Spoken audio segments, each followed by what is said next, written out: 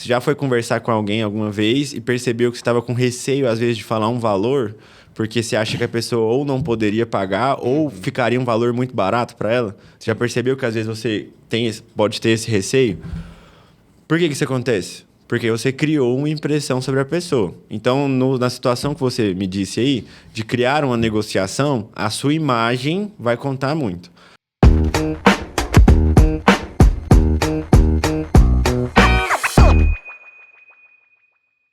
Olá, estamos começando mais um episódio do nosso podcast Direito Sem Nome. Para falar tudo aquilo que a lei não diz, mas a vida impõe. Meu nome é Diego de Paula. Eu sou Rodolfo Ferreira e eu já vou justificar. Mais uma vez, Diego, o Fagner não vai estar conosco. Eu não sei nem mais o que eu falo. Mas eu vou explicar, gente. O Fagner ele é pré-candidato a deputado estadual lá no estado do Pará. E a gente sabe que a agenda política impõe algumas restrições, né, ainda mais nesse período que precisa viabilizar. Fagner, mas nós te esperamos aqui, né, tão logo seja possível. E aqui conosco hoje, Diego, um convidado que me chamou a atenção pela atividade, né, empresarial e profissional que ele ocupa, que é o Pedro Assunção. Ele é consultor de imagem especializado em óculos e visagismo.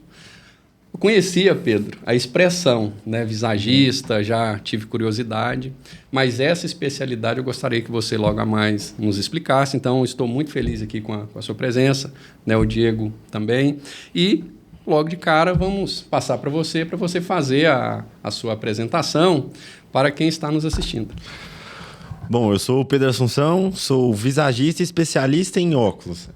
Qual que é a diferença de um visagismo padrão, né? A gente ficou muito famoso o cabelo, a barba, o visagismo ali para moldar a imagem masculina, principalmente, mas acaba que a gente esquece do acessório que está no centro do rosto, que são os óculos. Então faz total sentido a gente entender como escolher óculos que valorizam o rosto do cliente e posicionam ele através de uma imagem que ele gostaria de transmitir. Então o meu trabalho é ajudar as pessoas a escolher óculos pensando na comunicação visual e não somente na correção desse acessório. Ô Diego, eu vou começar. Vamos lá. Eu acho que você colocou aqui alguns pontos que a gente vai ver ali na questão do brand, né? Uhum. E eu achei interessante você falar a autoridade. Como o óculos foi percebido como um instrumento que transmite a autoridade, como que você identifica esse perfil? Eu sou da área do direito. Eu já pergunto, esse óculos, o que ele transmite, né? Já vai fazer uma consultoria você. grátis. É claro. Bom, o visagismo ele é um estudo que ele estuda linhas e como se constrói uma comunicação através dessas linhas. Então, está instalado no inconsciente humano a leitura dessas linhas. Eu até acho que eu usei um exemplo contigo quando você conheceu, né? Que acho que quando você olha para uma caminhonete, você sabe que é um carro forte. Quando você olha para uma Porsche, você sabe que é um carro rápido. Não é? Por quê? Porque as linhas da caminhonete são mais retas, as linhas da Porsche são mais fluidas. Então, assim, a gente conseguiu entender através do visagismo como se constrói esse padrão de interpretação. E aí, sabendo como se constrói, a gente consegue fazer o inverso, né? Entender quais são as linhas para entender qual é a imagem que transmite. Então, o seu óculos, ele é um óculos padrão masculino, vamos dizer assim, né? Começou bem. Já tô bem. Mas eu digo assim, todo homem que vai escolher um óculos, que não quer se arriscar muito, cai nisso daí. No mais quadradinho, da cor preta, numa cor mais fosca. Se for perceber, você vai ver vários colegas, tanto na sua profissão quanto em outras profissões, que usam óculos como esse. Esse óculos traz uma imagem mais séria, mais tímida, justamente por ser um óculos mais rígido, mais conservador. Mas tem um ponto interessante que a gente presta atenção, que tanto você quanto alguns amigos de outras profissões, de outros estilos, de outras personalidades acabam usando um óculos como esse. Isso é um ponto que eu defendo que está errado. São personalidades diferentes, estilos diferentes, imagens diferentes que deveriam se transmitir. Então é uma forma de você expressar a sua personalidade, o óculos que está na frente do teu rosto. E você acaba escolhendo porque as grandes marcas e o que está por trás desse mercado todo impõem essa moda para você. Então, quando a gente faz uma análise do teu rosto através do visagismo, a gente tira essa imposição e te dá o espaço de se expressar através do óculos. Rapaz, eu gostei, porque eu achava quando eu tinha excluído... Eu uso esse padrão de armação desde quando eu comecei a usar óculos. Olha, acertei. Foi em 2012, por aí. Só que você tem razão em alguns aspectos, mas o principal para mim na escolha desse modelo foi que para mim ele harmonizava e era discreto. Porque é uma coisa que eu sou muito no meu dia a dia, eu sou discreto. Então, eu nunca gostei, e para você ver o tanto que isso é interessante, eu não uso óculos com lente escura. Me sinto mal. Então, era nessa perspectiva, mas eu gostei aqui do ponto ideia. De que isso passaria, essa escolha me permitiria expressar um pouco melhor a minha personalidade. Então, o jogo está com você aí, Jim. Legal. Pedro, então, partindo dessa premissa, você imagina, então, olhando para o Rodolfo, que ele quer passar uma imagem com esse óculos. E você? Qual a sua imagem que você quer passar com esse óculos seu, Legal. que é totalmente disruptivo? Essa pergunta é interessante porque não é só uma imagem que eu quero passar. É uma interpretação que você consegue parar para imaginar e entender o que você pensou de mim, vamos dizer assim, né? Porque, por exemplo, quando você me vê com esse óculos, você imagina que eu sou um cara mais fechado ou mais acessível? Acessível. Não é? Você imagina que eu sou um cara mais técnico ou um cara mais criativo? Criativo. Não é? Então, justamente isso. E era essa a mensagem? Que você É, uma mensagem que eu quero passar que assim, eu sou um cara mais criativo, mais comunicador, sou um cara mais expressivo e, claro, mostra a minha personalidade de me incomodar com mais do mesmo, vamos dizer assim, né? Entendi. Então, essa percepção de imagem, ela acontece com todos. Só que às vezes a gente não consegue trazer isso à consciência. Fica lá no inconsciente essa interpretação. E aí é justamente esse meu trabalho, te mostrar, ó, você quer passar uma imagem mais criativa? Como? É com essas linhas, com essas formas, com essas cores. Então, acho que a minha imagem deu certo. O que eu queria passar, você interpretou aí. Eu quero um cupom de desconto. Porque, pelo que eu tô vendo aqui, eu tenho muita coisa para ressignificar. E eu tive a oportunidade de conhecer o Pedro num almoço de negócio, com o convite do Pedro Príncipe. Então, um beijo, Pedro. É um amigo nosso em comum. E o Pedro começou a comentar comigo sobre o trabalho dele. Eu confesso que eu falei assim, cara, eu nunca tinha ouvido falar. Porque acho que, ainda mais no meio masculino, essa palavra visagismo, ela remete muito ao barbeiro, ao cabeleireiro, e não ao óculos. E aí, quando ele falou que ele era visagista da parte de óculos, eu falei, cara, que coisa interessante. A gente teve a oportunidade de sentar na mesma mesa, compartilhamos algumas ideias. Depois eu tive a oportunidade de conhecer lá. E agora, inclusive, até a origem da minha pergunta. Eu quero saber... Você se intitula como proprietário de um ateliê de óculos, que é a San Pietro. Queria que você contasse pra gente como foi a criação da San Pietro, o porquê desse nome, e em seguida explicar para nós qual que é a diferença de um ateliê para uma loja de óculos. Tá, legal. Bom, como eu até comentei com vocês ali atrás, eu sou um católico bem praticante, né? E meu nome, Pedro, é por conta da Bíblia Pedro também, né? E aí, quando a gente foi nomear a San Pietro, a gente pensou na mesma devoção a São Pedro. Porém, os óculos têm origem com esse lado de moda, com esse lado mais despojado, não só como uma função de enxergar melhor, lá na Itália. Então, a gente transformou o São Pedro em italiano. Então, San Pietro. Aí, daí que vem o nome, né? Mas a ideia do ateliê óptico, né, ela surge de um gesto ali que vem muito antes de mim, só depois que eu consegui interpretar que tem origem nisso. Meu avô foi garimpeiro. Ele sempre tirou ali o ouro da terra, mexeu com isso. Meu pai se tornou um joalheiro. Então, ele pegava o ouro e transformava em uma joia, né? E quando eu comecei a empreender, eu percebi que o valor disso tudo não estava necessariamente no ouro, na joia, estava no gesto. Então, quando eu decidi trabalhar com óculos, eu comecei a procurar onde é que estaria um gesto que faz sentido com os óculos, né? E aí, estudando o mercado, a gente percebeu que o visagismo seria um lindo gesto ali para o meu cliente poder se expressar e sair do meio dessa guerra que são as óticas. Como a gente se enquadra num ateliê óptico, é porque a gente não necessariamente trabalha só com óculos e armações, tem esse atendimento visagista, mas o principal ponto é que a gente cria óculos sob medida também. Não, peraí. Você está me dizendo, então, que se eu for lá no ateliê e eu falar... Você já tem, provavelmente, imagino que você já tem algumas armações prontas. mas você pode fazer uma consultoria de imagem comigo e falar assim, Diego, nenhum desses que eu tenho aqui encaixa no seu perfil. Vamos criar uma armação do zero para você, é isso? Sim. A gente consegue... a gente está nomeando esse trabalho de alfaiataria do olhar, vamos dizer assim, né? Para ser mais fácil a associação. Mas é a criação de um óculos sob medida. E o nome é ateliê, porque esse óculos ele é feito à mão. Então tem muito do gesto também, de você estar o tempo todo ali criando algo para o cliente. E aí, assim, não necessariamente a preocupação é... Olha, nada se enquadra. Não necessariamente a preocupação é essa.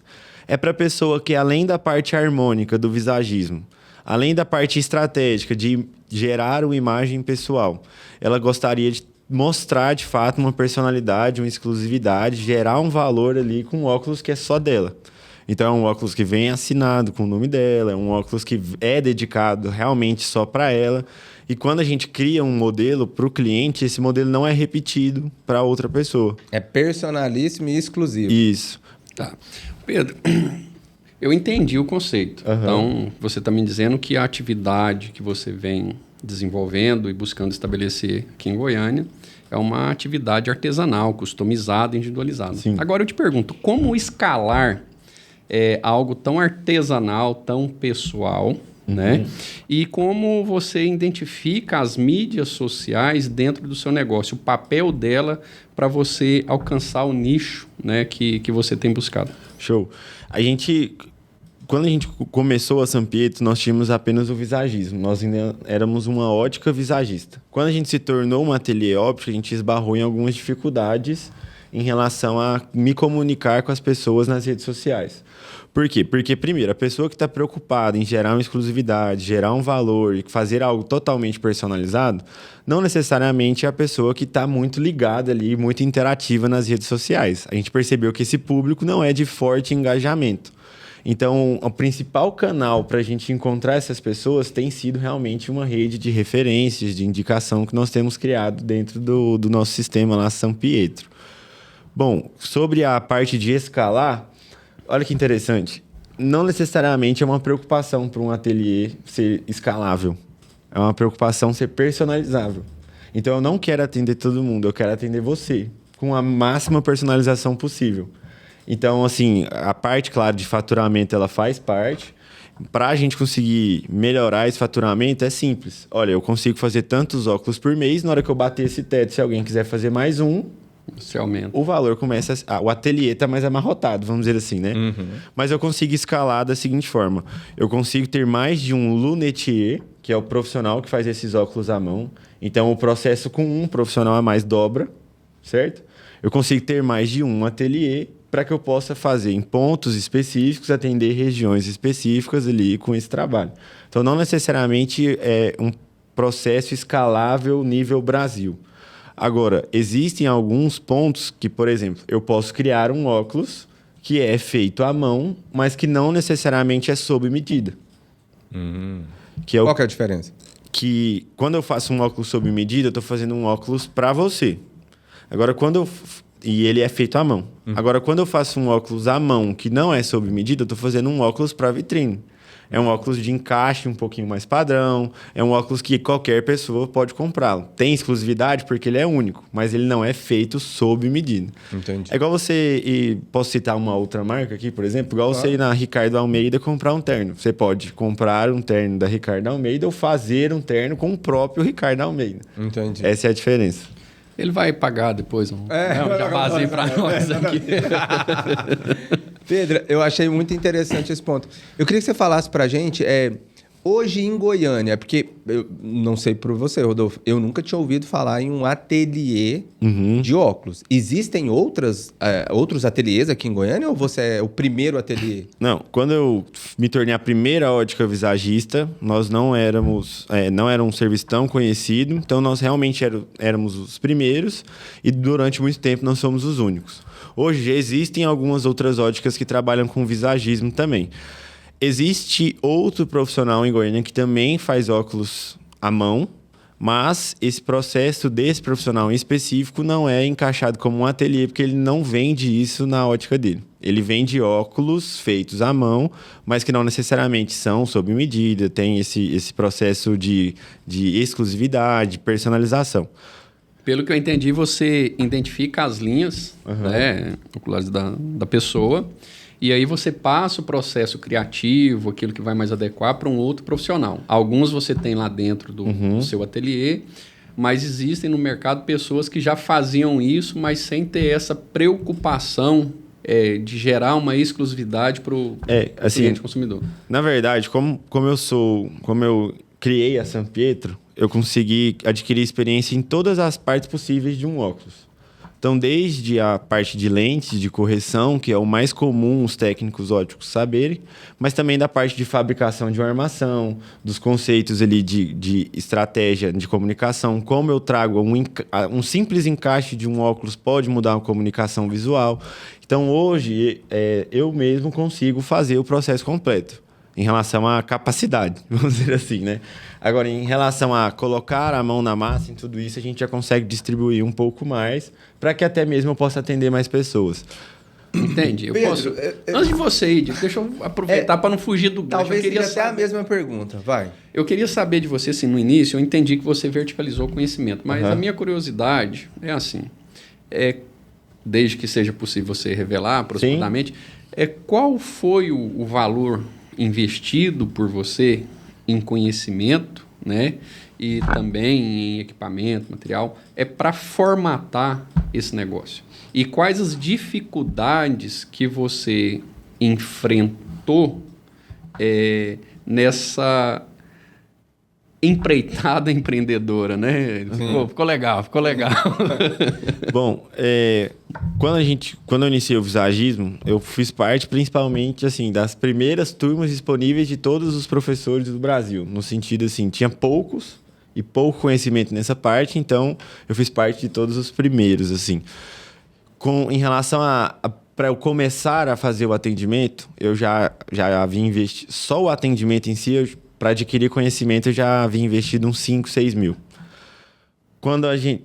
Que não é um valor alto se a gente parar para pensar no retorno que eu tenho, né? Mas, como a gente tinha pouco conhecimento no mercado, às vezes o investimento de dinheiro não foi grande. Mas eu tive que dedicar muito tempo para ler outros livros e tirar minhas próprias conclusões para criar um método específico. Porque existia o mais mastigadinho ali, uma consultoria de imagem especializada em óculos. Existia algo ali, o visagismo para óculos. Mas não existia algo tão específico na parte de cores, na parte de personalidade, de temperamento, que é tudo que eu aplico no meu atendimento. Quando a gente pensa agora a parte de criar um óculos sob medida, aí sim os investimentos são bem maiores. Porque é um conhecimento bem escasso. Inclusive, a gente aprendeu com um lunetier brasileiro, mas que ele mora na França porque aqui ele não conseguia se manter financeiramente, vamos dizer assim. Então, a gente investiu alguns euros nesse processo. E a principal dificuldade para a gente conseguir colocar a mão na massa não é a ferramenta, porque como é um processo manual, uma serra-copo, uma serra com uma lixa, a gente consegue fazer um óculos. Fica rústico, olha aí, quase. Eu fiz isso. Fica rústico, mas que consegue fazer. Agora, a principal dificuldade é o material, que é a chapa de acetato. No Brasil, as fábricas que trabalham a fabricação de óculos podem usar esse mesmo material, mas ela exporta esse material ou da China, ou da Itália, ou da França. Quando você tem uma fábrica, você consegue exportar 4 mil, 5 mil chapas. Vai fazer sentido, né? Agora, quando eu tenho um trabalho manual, imagina, se eu exportar 5 mil chapas, eu teria que fazer mais ou menos uns 50 mil óculos para essa quantidade. Então, a dificuldade é eu comprar este material, exportando ele em uma menor quantidade. Entende? No Brasil, o que tem disponível essas fábricas pegam os recortes desses óculos e criam uma outra chapa que ali vai ter mais de uma cor, uma mescla de cores. Lá fora que eu conseguiria comprar a chapa bruta, no sentido assim, um óculos preto, todo preto. Eu preciso comprar uma chapa na Itália, por exemplo. Então, a principal dificuldade foi o acesso a esses fornecedores, o acesso a essas fábricas para conseguir a matéria-prima para criar o óculos. E aproveitando esse gancho, eu entendi sua resposta, achei inteligente o raciocínio que você fez. Agora me surgiu uma dúvida, mas me corrija se eu estiver errado. Você disse que o óculos, ele transmite um pouco da personalidade da pessoa, o que a pessoa quer demonstrar, o que a pessoa quer dizer. Então, você está querendo me dizer que se eu for para uma audiência onde eu quero fazer um acordo, eu vou ter um determinado óculos que vai me ajudar a transmitir uma imagem de que eu estou aberto para um acordo? Ou, não, Pedro, eu preciso ir para uma reunião de negócios, onde essa reunião eu preciso me mostrar uma pessoa, um advogado mais fechado para dificultar um acordo, porque a minha proposta, eventualmente, é uma proposta muito maior do que o cliente pretende pagar. Então, você está querendo me dizer que existe um óculos para cada ocasião, seja para uma reunião, para uma audiência, trazendo aqui agora para o nosso mundo jurídico, para atender um cliente, para fazer um despacho com o juiz. Então, você me diz, então, que o óculos ele vai me ajudar a estabelecer a comunicação com o interlocutor? Sim, porque quando eu olho para você, o principal ponto de conexão são os olhos, isso com todas as pessoas, né? E a parte mais expressiva do teu corpo é o terço médio, que são os olhos e a sobrancelha. Quando alguém está triste, você sabe que a pessoa está triste mesmo se ela estiver de máscara. E se ela estiver feliz, você também sabe mesmo se ela estiver de máscara. Por quê? Porque você tem a expressão aqui no terço médio. Então, quando você olha para alguém, a conclusão que você vai tirar da pessoa está no rosto. Já começa por aí. Quando a gente pensa em dividir a sua vida em ambientes, em situações, para pensar na imagem certa para aquela ocasião, não necessariamente a gente está pensando só no óculos. Você já foi conversar com alguém alguma vez e percebeu que você estava com receio, às vezes, de falar um valor, porque você acha que a pessoa ou não poderia pagar ou ficaria um valor muito barato para ela? Você já percebeu que às vezes você pode ter esse receio?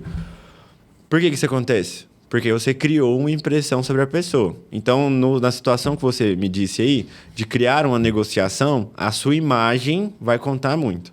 Agora, quando a gente fala do óculos, ele é um objeto que tem muito poder em fortalecer essa imagem para aquela impressão específica, porque ele está na frente do rosto de onde a pessoa vai tirar a impressão que ela tem de você. Então, se você é um cara que naturalmente traz uma sensação mais séria e quer passar uma imagem mais acessível, o óculos ele é um dos principais acessórios para te ajudar nisso. Ou o contrário, você é um cara que passa uma imagem muito leve e precisa parecer mais sério, mais forte, o óculos, simplesmente de colocar um óculos na frente do teu rosto, a gente pode mudar essa percepção. Então, ele é um acessório muito poderoso porque você tem o poder de fazer isso aqui. De tirar um óculos e colocar o outro para mudar a impressão que você vai causar. Então, certo seria uma pessoa que usa óculos ter mais de um óculos. Sim. E igual você tem mais de um sapato, mais de um relógio, mais de um estilo de roupa. Vamos fazer uma coisa? Coloca o seu óculos no Rodolfo. Deixa eu ver o negócio. Não vai funcionar. Deixa eu ver o negócio. Deixa eu ver como é que vai ser a imagem que o Rodolfo vai transmitir. Porque com esse óculos que ele tá usando, eu entendi. Eu não sei se vai ficar legal, né? Mas... Eu tô cego, cara. Mas cara, ele... Não, e faz muito sentido, porque agora tá parecendo um cara mais aberto. Pelo menos assim, a visão que eu tô tendo. Tá parecendo um cara mais aberto, mais acessível. Faz sentido agora. É porque... E agora eu acho assim, eu comecei até mandar um abraço pro Eliseu, um amigo meu. Tô aqui, o Eliseu, usando o relógio. Comecei a entrar nesse mundo do relógio. Cara, e agora todo lugar que eu vou, eu começo a reparar em relógio. Porque eu comecei a estudar sobre isso. E agora você falando, eu tô começando a reparar em óculos. E eu já tô lembrando das pessoas que usam óculos, porque... Se eu colocar um óculos menos formal no Rodolfo, já me deu uma outra aparência. Se eventualmente você pegar o óculos do Rodolfo e colocar em você, talvez já fique uma aparência mais séria. Sim. Né? E aí, pelo que você está me mostrando... Cara, o óculos é muito importante e talvez as pessoas não enxerguem o óculos ainda como esse não é um acessório de luxo, mas é um acessório que pode comunicar, né? Gerar valor, inclusive. Gerar valor, exatamente. Você comparou muito bem com o relógio, tá? A gente tá no ramo dos óculos e começa a ter esse bom gosto pelos óculos, vamos dizer assim, né? A gente consegue reparar se a pessoa escolheu um óculos simplesmente por escolher, que seria o caso, por exemplo, do cara escolher um relógio daquelas grifes de roupa. Quando o cara usa, por exemplo, um relógio Tommy Hilfiger, vou usar um exemplo fácil assim, não é um relógio de relojoaria. Agora, às vezes, mesmo que ele tenha pagado mais um Tommy Hilfiger, e tem um cara do lado com um Orient, que pode ser um pouco mais acessível, a depender ali, às vezes você percebe que o cara que está usando o Orient, ele tem mais a sensação de valor com o relógio do que o do Tommy Hilfiger. Eu entendo assim a colocação que vocês estão levando. Eu acho que uma coisa é quando eu tenho acho que a intenção de apresentar a minha personalidade. Sim. Eu acho que outra coisa é quando o óculos passa a tentar ou busca ou é usado para passar uma mensagem, igual relógio. Eu gosto de relógio. Você gosta? Gosto. É assim, eu tenho um relógio, né, vamos considerar assim, de um valor mais elevado e tal. Esse me satisfaz, mas eu não uso... mas eu não uso relógio, como eu vejo muitas pessoas aí, para colocar ou marcar uma posição social. Porque é o seguinte, o relógio ele serve para quê? Marcar horas. São primária dele. Então, assim, agora, hoje eu percebo que tem uma galera utilizando o relógio para tentar marcar uma posição de sucesso financeiro. Só que, muitas vezes, esses, né? Aí eu estou vendo, e talvez a possibilidade de passar isso para o óculos, né?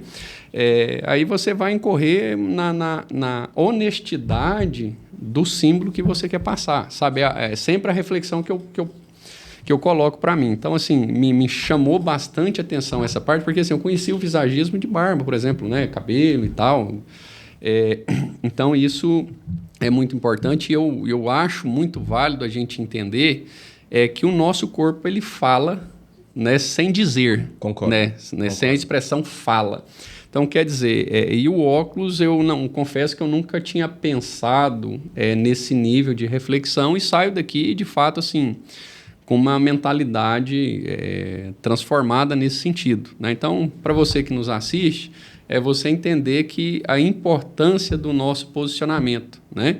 Agora, a questão talvez o equilíbrio, é não usar isso para uma mensagem que não é autêntica, porque eu acho que aquilo que não é autêntico, ele é facilmente perceptível, né? Então, a gente muitas vezes tem a oportunidade de reparar, você está num ambiente assim, social, mas você não vê assim, uma briga honesta pelo símbolo, né? Uhum. E você olha normalmente para a pessoa que menos apresenta, é aquela que possivelmente a conta está mais abastecida. Então, isso aqui é o paralelo que eu faço, porque é o cuidado, né? É a intenção do que você vai colocar. Aí vem a pergunta, bom, de que forma que isso relaciona com o direito? Nós vamos trazer agora.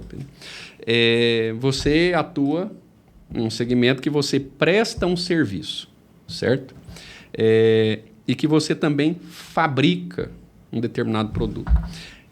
Como que você pensou, ou se teria pensado, ou não, ou se você teve uma assessoria jurídica quando você foi conceber isso? Porque assim, você presta um serviço, e como serviço no seu, acaba que você coloca o que nós chamamos de direito uma obrigação de resultado. Olha, eu estou fazendo aqui uma consultoria para você, vou te ajudar nisso aqui, então nós esperamos esse resultado no seu posicionamento. Você já teve algum problema jurídico nesse sentido? E outra, quando você teve a concepção do seu negócio, você pensou nessas possibilidades e quais medidas você teria tomado? Quando eu comecei, como era vamos dizer assim, um lote sem capinar, né? A gente não tinha tantas referências assim para ter um modelo ali para que protegia o nosso serviço e tal. Então, assim, a gente foi quebrando cabeça. Graças a Deus, a gente nunca teve um problema jurídico em relação ao serviço de visagismo. Até hoje também não tive ninguém insatisfeito, mas a gente precisou mostrar a diferença entre fazer a consultoria de visagismo e escolher o óculos. Entende? Porque uma coisa é o fazer uma estratégia para os teus óculos. Outra coisa é você outra coisa é você gostar daquele óculos. Entende? Então, o que acontece? Quando a gente faz uma estratégia para os óculos, e até por isso que a gente mostra a importância de usar mais de um óculos, né? A gente pensa, por exemplo, você quer transmitir seriedade? Já que é um instinto natural de você entender que aquilo é mais sério ou não, a gente não vai discordar que aquela imagem está mais séria, ok? Então, na hora de fazer a consultoria, sempre existe uma validação do cliente em cada etapa. Olha só, essa estratégia para transmitir mais seriedade, a gente vai usar óculos de linhas mais retas. No seu caso, a gente vai precisar de uma espessura um pouquinho maior, mas para equilibrar um pouco mais, nós vamos usar esse tipo de cor. Aí a gente faz uma experimentação para saber se ali passa no crivo do cliente. Passou, pode entrar na nossa estratégia. Não passou, então, olha, agora a gente pode, então, ter a alternativa de usar um óculos de linhas um pouquinho mais curvas, com uma cor mais pesada, de um outro material, para transmitir essa mesma imagem. É mais difícil? É, mas nós podemos chegar no mesmo resultado. Então, assim, existem validações de etapa por etapa para que o cliente fique satisfeito ali e se alinhe com a personalidade dele. Então, eu também faço teste de temperamento na minha consultoria para entender um pouco mais sobre o gosto pessoal do cliente. Agora, em relação a entregar um resultado, não depende só do óculos que está na frente do rosto do cara. Então, como é que eu entrego um resultado para ele?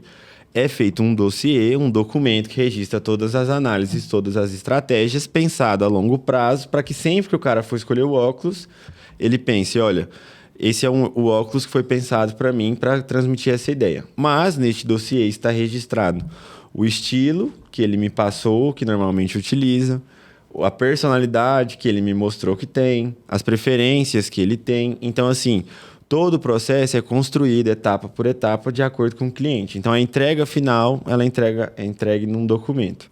Sobre, por exemplo, ter um problema de discordância, já aconteceu. Mas aí é fácil de resolver. Olha, a gente baseou nisso, nisso e nisso.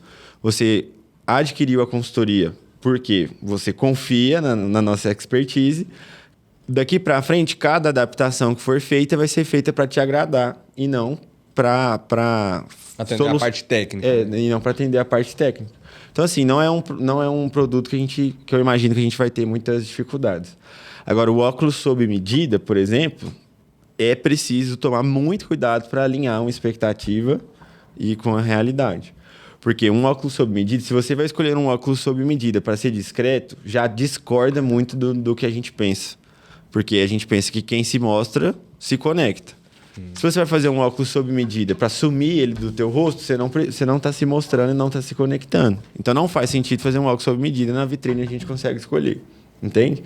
Então a gente se blindou muito das escolhas, de como seguir as escolhas para a gente evitar problemas. Só para finalizar um pouquinho da pergunta, você perguntou se a gente teve uma assessoria jurídica por trás. Não tivemos, não nos preparamos, antecipadamente não nos preparamos. Até mesmo a transição para virar um ateliê óptico em registro não existe, por exemplo. Então, nós somos uma ótica. Por enquanto. Por enquanto. Nós somos uma ótica. Terminando aqui, a gente vai conversar sobre isso. Combinado. Nós somos uma ótica. Então, assim, os serviços que a gente entrega são relacionados à ótica, são relacionados à correção, tudo isso. O final dos óculos, de fato, é a correção, mas ali no meio do caminho fica um espaço meio vago, realmente, em relação a registros. Quando você fala, você mencionou aí, quando o cara vai lá escolher, o seu serviço hoje, ele é voltado para o visagismo exclusivamente masculino ou atende masculino e feminino? Na verdade, a maior parte do público é feminina. É mesmo? Isso é até uma pauta dentro da Sanfietro, porque a gente a gente percebe que a mulher é um pouco mais emocional, que a mulher vai pensar em mais questões relacionadas não necessariamente à imagem estratégica, mas também ali a como ela vai se sentir, como é que ela vai ser avaliada, como é que ela vai ser aprovada. Então, assim, o visagismo masculino, ele é até um público mais fácil para mim, porque um homem consegue ser um pouco mais técnico. Uhum. Olha, você transmite isso, você quer transmitir isso, a ponte é esse óculos. Agora, para a mulher, essa ponte não é tão simples assim. Mas a maior parte do público é feminino. Então, por isso que a gente percebeu que a gente poderia detalhar cada pontinho a mais da consultoria. Legal. E como que você enxerga esse mercado de óculos nos próximos anos? Porque eu estava vendo uma entrevista do CEO da Chili Beans e ele estava falando sobre a tendência dele agora é ter lojas físicas, porque as pessoas estão utilizando mais o celular, isso provoca mais a vista forçada e vai, ao longo prazo, a médio e longo prazo, as pessoas vão ter que usar óculos. Sim. Ele até faz, no comentário, achei até meio ousado, ele fala que ele acredita que nos próximos anos, 50% da população mundial vai usar óculos. Como que você enxerga esse mercado de óculos nos próximos anos, sobretudo aqui em Goiânia? Certo. Olha, é um mercado que tem muito a crescer, porque olhando pelo lado de necessidade, ela é uma necessidade que vai ficar cada vez maior, porque a gente tem percebido o comportamento de visão das pessoas tem se voltado cada vez mais para uma atividade próxima dos olhos. Antigamente a gente tinha uma visão mais infinita, vamos dizer assim, né? Que a gente olhava longe. Nosso costume era olhar de 6 metros para frente. Hoje o nosso costume é olhar de 3 metros para trás. Então, quando o seu olho traz essa visão mais próxima, ele exercita um músculozinho ali de trás, que a gente chama de cristalino, e ao longo do tempo esse músculo vai fadigando, certo? Aí a tendência é que realmente comece a crescer o número de pessoas que vão necessitar de uma ajuda para esse momento mais perto, porque o músculo já não consegue fazer o trabalho completo. É o primeiro ponto aí.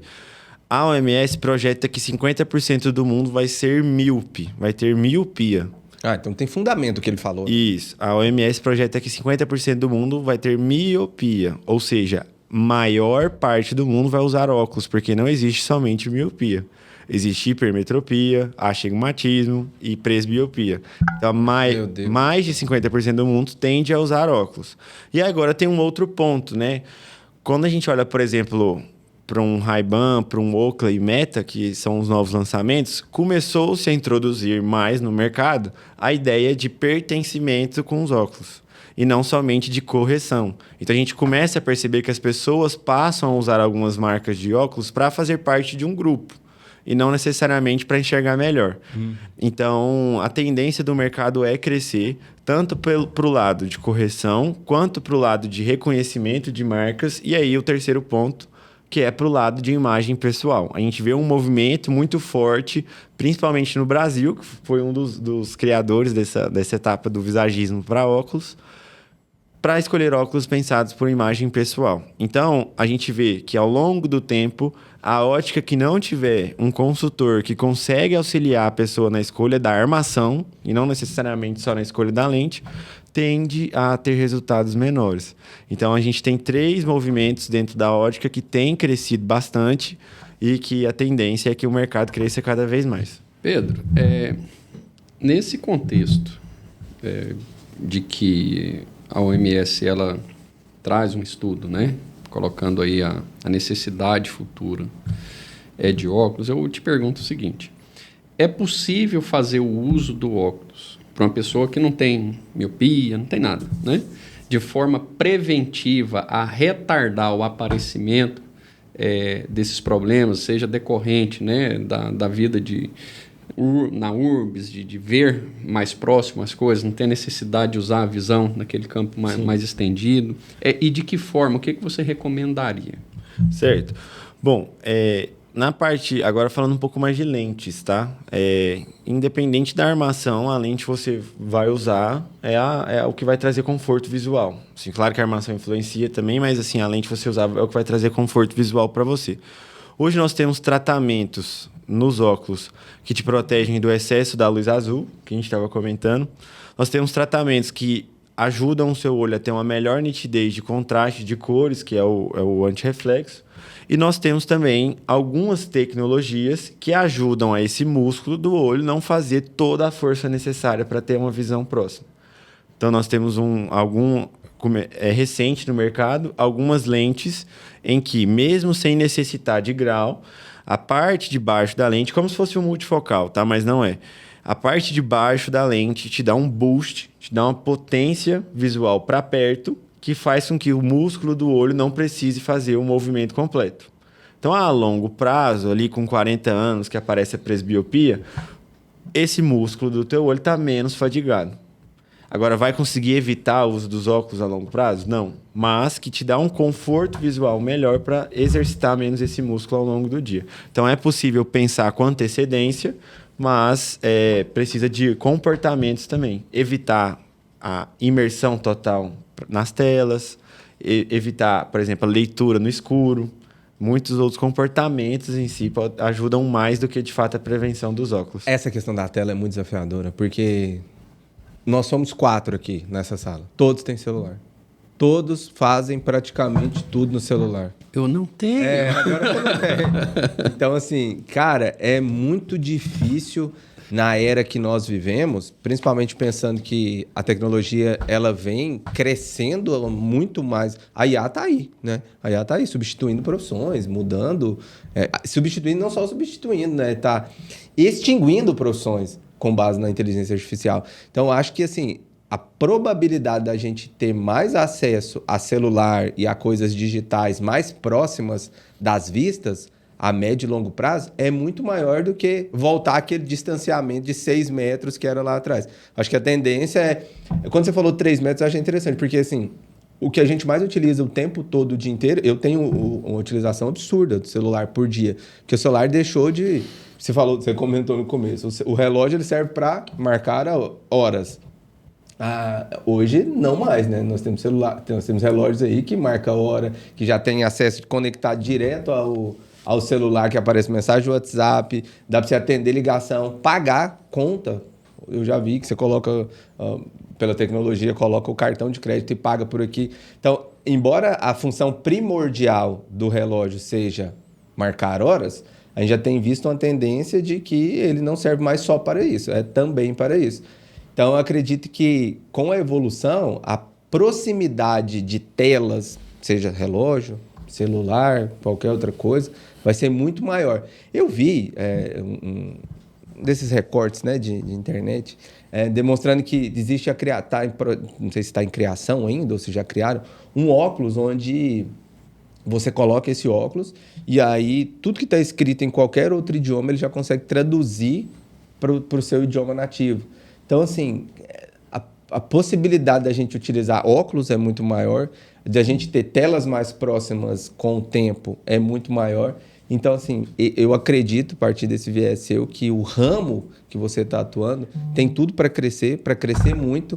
E quando encontramos um profissional com esse diferencial, que não é comum, eu mesmo, o Rodolfo também falou, não sei nem se a Rafa... Já ouviu, Rafa? Já tinha ouvido, Rafa, de falar de visagismo? Visagem de óculos, não. Pois é. Então, assim, aqui nós somos 4 pessoas dentro de uma sala, 3 nunca ouviu falar e você trouxe essa informação para nós. Achei muito importante, então acho que tem muito para crescer e eu estou, assim, encantado com a forma que você demonstrou conhecimento, de explicar o que demonstrando o que pode ser feito. Hoje eu já saio daqui vendo os óculos não apenas como um item que é necessário para a saúde, mas ele pode ser um item de demonstrar autoridade. Isso é muito legal, eu nunca tinha pensado no óculos com esse viés. Então, eu fiquei muito surpreso com todas as informações que você trouxe aqui. Você está de parabéns. Obrigado. Pessoal, o assunto é muito, muito rico, né? Mas a gente também não vai explorar aqui o Pedro com um conhecimento específico, até porque nós temos que prosseguir. O pessoal em casa, Diego, eu acredito que nos assiste, está aguardando aquele momento que nós vamos ouvir a sua opinião, o seu comentário sobre os casos relevantes, né, da nossa vida civil, mas com repercussão jurídica. Esse é o quadro Direto ao Ponto. Diego, aqui em Goiânia está acontecendo uma coisa interessante. A Câmara Municipal, ela decidiu agora discutir um projeto de lei concedendo um incentivo financeiro para mulheres vítimas de violência doméstica. Então, assim, além do batom, do rímel, de presente uma 380 para mulher vítima, né, de violência doméstica. Então, eu gostaria de ouvir um comentário seu. E, Pedro, você tem também a possibilidade de participar, porque o que a gente quer aqui também é isso, né? Não é só a visão jurídica, mas a visão de você que nos assiste, que não é do direito, é sobre esses fatos. Então, diz aí, Diego, o que você pensa sobre esse projeto de lei e o alcance dele? Rodolfo, esse é um assunto muito complicado, porque me sinto muito confortável para falar sobre isso, principalmente porque é um projeto de lei da Câmara Municipal de Goiânia, porque eu fui assessor jurídico na Câmara por quase 8 anos. Então, peguei 2 gestões diferentes, me considero um curioso do regimento interno. Tive a oportunidade de trabalhar com vários vereadores. Trabalhei com o vereador Emilson Pereira, um ser humano incrível. Um abraço, Emilson. Que foi quem, inclusive, me oportunizou mergulhar nessas águas do direito legislativo municipal. Depois tive a oportunidade de trabalhar também com o vereador Leandro Sena, a quem eu também quero registrar o meu abraço, e que são vereadores assim, extremamente técnicos e que fizeram projetos muito interessantes. E eu trabalhava exatamente nessa área de fazer projeto de lei, né? Uma das minhas funções ali eram fazer projetos de lei. E se a gente for... porque existe... Quando a gente olha um projeto de lei, a gente tem que dividir ele em 2 fatias, Rodolfo. Existe o projeto de lei da parte técnica E existe o projeto de lei da parte social. Se a gente for olhar primeiro da parte social, esse projeto parece ser bonito, parece ser interessante. Por quê? Cara, eu não aguento mais abrir o celular e pegar as notícias e todo dia a gente vê. Mulher foi morta, violência doméstica, espancada, estuprada. É toda semana não, é todo dia. Se você abrir o celular e colocar qualquer notícias lá, todo dia é uma notícia de uma mulher que foi violentada, uma mulher que foi morta, uma mulher que foi agredida. Então, socialmente falando, esse projeto, ele é um projeto que a sociedade enxerga como um grito de esperança. Peraí, agora a mulher vai ter a oportunidade de se defender. Porque, a princípio, principalmente aqui nessa região do Centro-Oeste onde nós vivemos, existe essa ideia do patriarcado, né? De que a mulher tem que ser submissa, de que o homem é que manda. E, às vezes, o homem ele não entende, não concorda com o fim do relacionamento. O que ele faz? Ele vai lá e tenta resolver da forma dele. Bate, mata. E a gente sabe que essa não é a forma certa. É a sociedade, eu imagino que ela está cansada disso.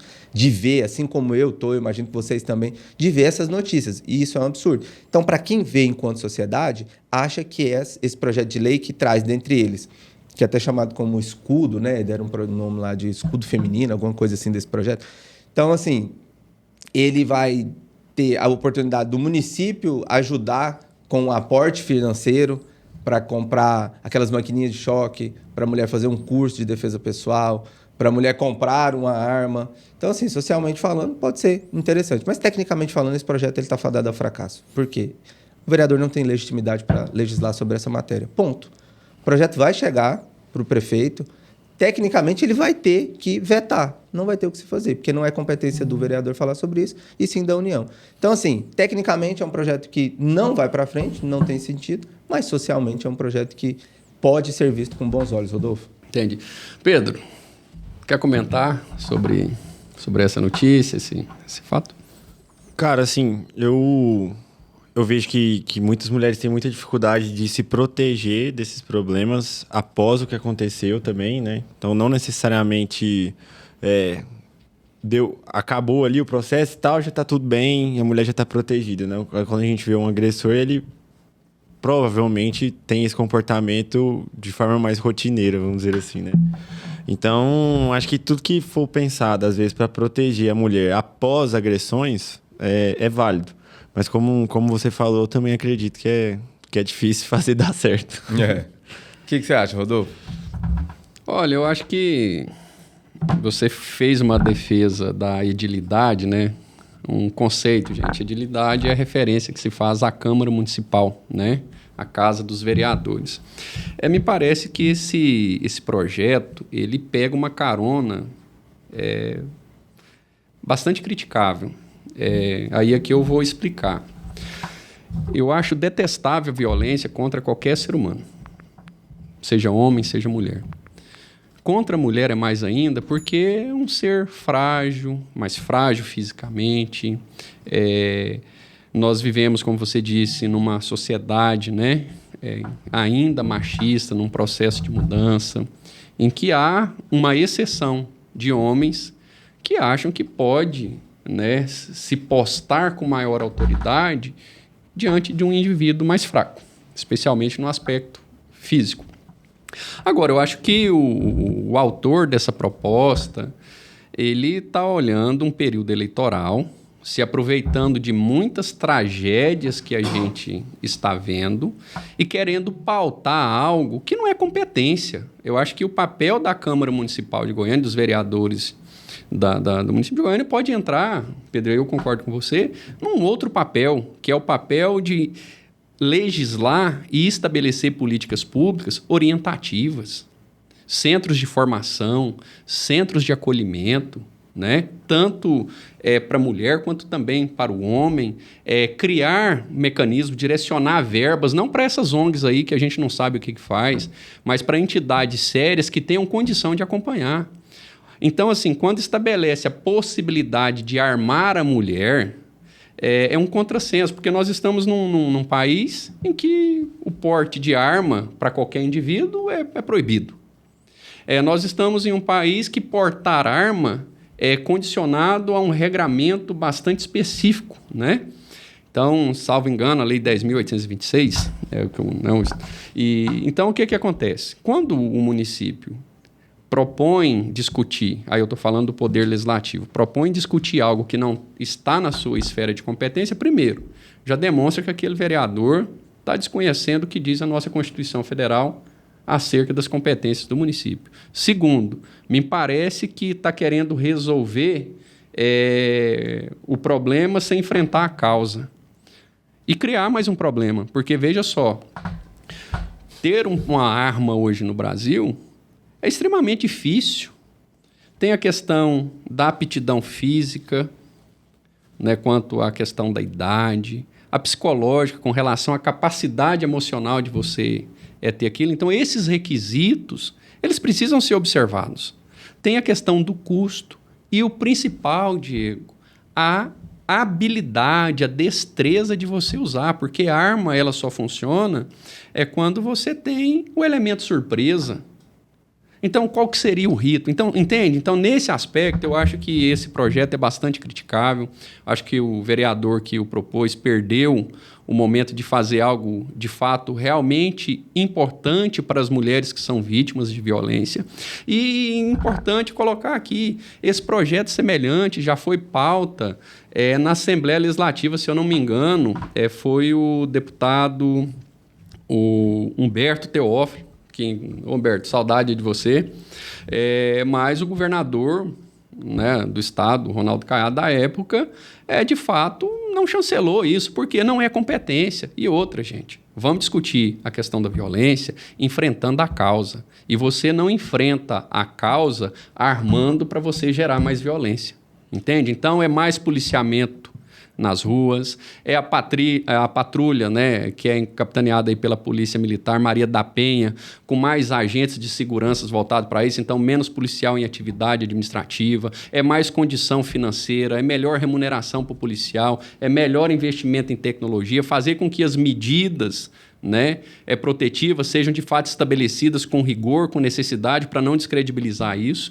E de fato que também, né, aí o Poder Judiciário, até mesmo a advocacia, tem a responsabilidade ao lidar com os processos, assegurar o contraditório, a ampla defesa para o autor de uma violência, mas também identificar que o papel do advogado, muitas vezes, ele tem um papel social, de zelar pela integridade do outro, Diego. Então, o advogado que milita na defesa dos autores de fatos em que envolvam a violência doméstica tem a responsabilidade de identificar o perfil psicológico daquele indivíduo, sabe? E aí a gente tem que ter a capacidade de separar o que é uma violência contra a mulher de um mero desentendimento que foi casual, você entende? E também dos abusos, porque aí a gente já tem, eu acredito que você já vivenciou isso na sua atividade, eu tive uma experiência agora recente, em que as medidas protetivas, Pedro, da Lei Maria da Penha, foram utilizadas para prejudicar. O que salvou o meu cliente é que a casa dele tinha vídeo monitoramento. Você entende? Sim. Então, assim, a gente precisa enfrentar a questão da violência com muita responsabilidade, com projetos de leis que contribuam para o enfrentamento da causa e não dando munição, não dando 380, não dando taser, porque isso não vai acabar com o problema. Para além disso, Rodolfo, a gente tem que pensar também que se a gente concorda com um projeto de lei desse, se eventualmente o prefeito sanciona, que eu acho pouco provável que vai acontecer, na verdade o Estado está terceirizando para a mulher a responsabilidade que é dele. Segurança pública é do Estado, não é da mulher. Existe ainda o risco de um acidente doméstico. Essa arma vai estar dentro da casa dela. Se essa mulher tem um filho, se esse filho pega uma arma. Ah, mas é incomum. Não é não. Direto a gente abre os noticiários e vê. Filho pegou a arma do pai, que é policial militar, e fez uma tragédia. Utilizou contra si ou contra o próprio pai. Esses dias eu vi contra a mãe. Tem até uma câmera que filmou, enfim. Então, assim, não é o meio correto. Eu vou um pouco mais além, que eu acho que, assim, ninguém nasce querendo bater ou agredir ou matar uma mulher. As pessoas aprendem. E onde que se aprende isso? Na convivência da casa, na convivência da família, na escola, que aí eu acho que o Estado tem um dever social de ter, dentro das escolas, políticas públicas demonstrando que a mulher é um ser humano digno de respeito como qualquer outro ser humano. Não é porque... existe muito disso, né? Até na escolinha, né? Assim, o menino vai lá e bate na menina. Não, peraí, isso tem que ser corrigido lá no começo. Tudo que a criança aprende até os 7 anos de idade, é que a gente fala que a infância é o chão que se pisa a vida inteira, né? Então, tudo que você aprende até os 7 anos de idade, você vai levar aquilo ali como um princípio da sua vida e dificilmente você vai quebrar aquilo. Então, se a gente investisse lá na base, em políticas públicas, para demonstrar para essas crianças que a mulher tem que ser respeitada, que não existe essa questão de violência doméstica, em bater em mulher. E, assim, para mim isso é abominável, não tem nem que se pensar. Então, a gente deveria trabalhar isso lá atrás, lá no começo. Porque aí nós não criaríamos agressores. Porque quantos casos a gente vê de homem batendo em mulher, matando mulher? Vários. Quantos casos a gente vê de mulher batendo em homem? Quantos casos a gente vê de mulher matando homem? São raríssimos os casos. Diego, existe. Eu tenho muito cuidado disso porque eu não gosto de números gerais. A gente precisa identificar... Não, mas isso é uma pesquisa empírica. Não. Pega o Anuário de Violência Doméstica e você vai ver lá quantos homens ou quantos milhares de homens morreram no Brasil decorrente de violência no ano de 2025. Doméstica? Não, violência. Ah, sim. Certo? Então, quer dizer, nós estamos falando de um tema violência, estamos trazendo para uma violência de gênero, mas no Brasil ainda se morre mais homens do que mulheres devido à violência. Eu não estou negando que a violência doméstica precisa ser enfrentada, tem que ser. Mas é o seguinte, gente, você que nos assiste, educação vem de berço. É um ensino que a gente vê. Eu fui educado pela minha mãe, desde muito novo, um beijo, mãe. Era o seguinte, com 4, 5 anos, já era responsabilidade minha arrumar minha cama, ajudar a minha irmã na limpeza da casa. Eu tive que aprender a cozinhar, eu tive que entender a tirar o meu calçado e colocar. A minha mãe me ensinou o seguinte, filho, homem não bate mulher, certo? Nunca levantei a mão para uma mulher, nem avós, certo? Então, quer dizer, isso é educação. Agora, a sociedade mudou. Pautas entraram na sociedade, igualdade de gênero, igualdade de oportunidades, e o Estado, me parece que interviu de maneira equivocada, querendo tirar da família o dever de educar, de formar caráter, porque você não forma personalidade, você forma, né, você consegue moldar, mas personalidade ela é inata do indivíduo, né?